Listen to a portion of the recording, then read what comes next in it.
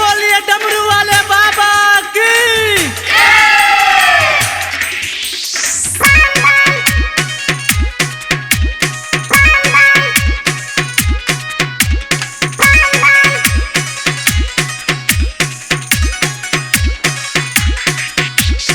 Music by Krishna आनंद।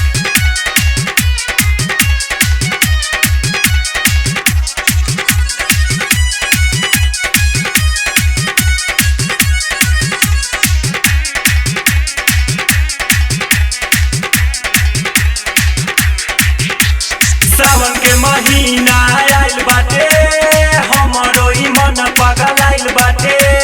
सावन के महीना आइल बाटे, हमरो ई मन पगलाइल बाटे।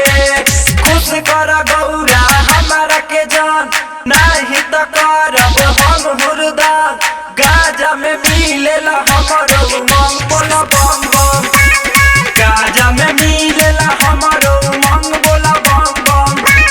गाजा में मिलेला हमरो उमंग, बोला बम बम।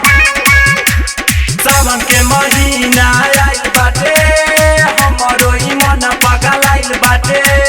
सावन के महीना आइल बाटे, हमरो ई मन पगलाइल बाटे।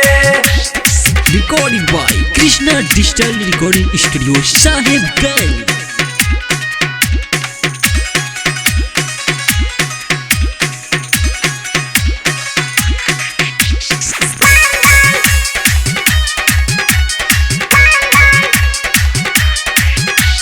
भांग पिए के बाटे गजबे के ढंग, बाटे बौराइल भोला करे बड़ी तंग।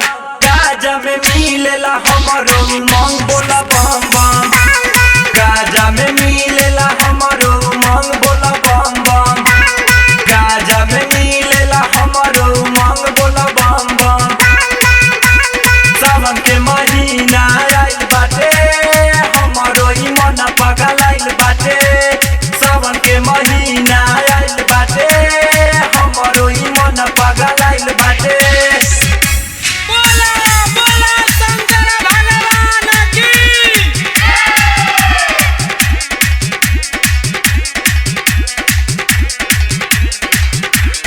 झलकत बाबा का गजबे हो रंग, लागता कि दूर होई इने करी गम।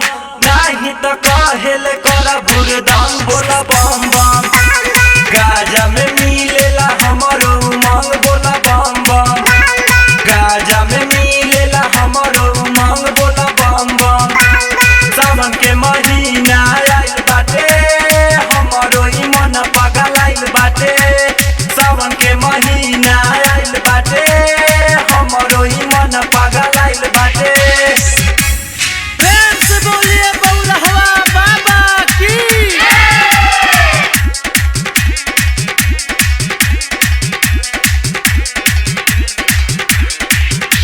राइटर सूरज देखी रह गइले दान, सुधीर तिवारी के रहे नहीं मन। नाही त कहेले करा भुरदम, बोला बम बम।